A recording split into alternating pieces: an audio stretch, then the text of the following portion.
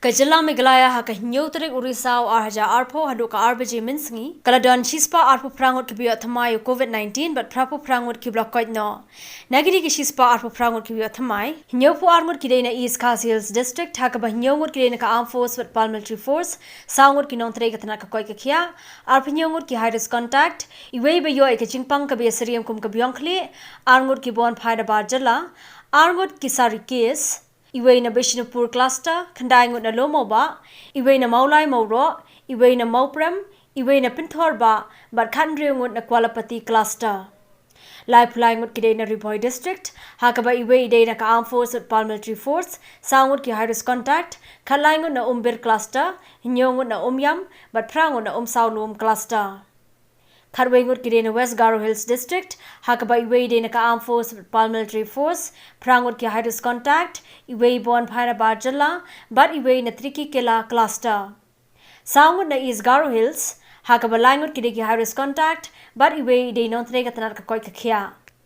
Langut ki Hidus Contact na South Garo Hills District. Argut na West Giant Hills, Hakaba Iwe Bates na Kapantaka Screening, but Iwe Hidus Contact. Argut na East Giant Hills District, Hakaba Iwe de Hidus Contact, but Iwe Bon Pana Barjala.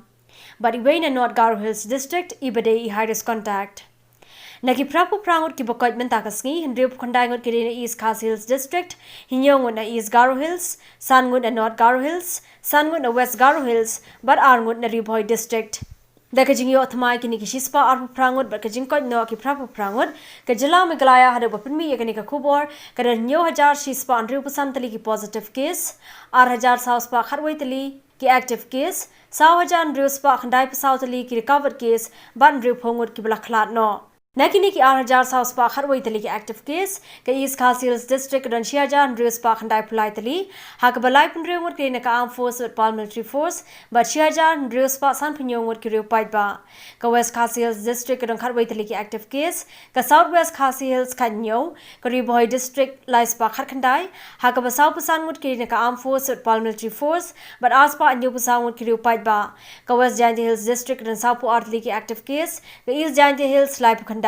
West Garo Hills Shispa Kandai Bukandai, Hakaba South Wengut Kirina Armed Force at Parliamentary Force, but Shispa Sanpu Prangut Kiriu Paitba, Ka South West Garo Hills District and South Waitali active case, Ka South Garo Hills Khatlai, Hakaba Baro Khatlai Ngut Kiriu Paitba, Ka East Garo Hills Karan Khatkandai Taliki active case, but Ka North Garo Hills Karan Khatpra Taliki active case.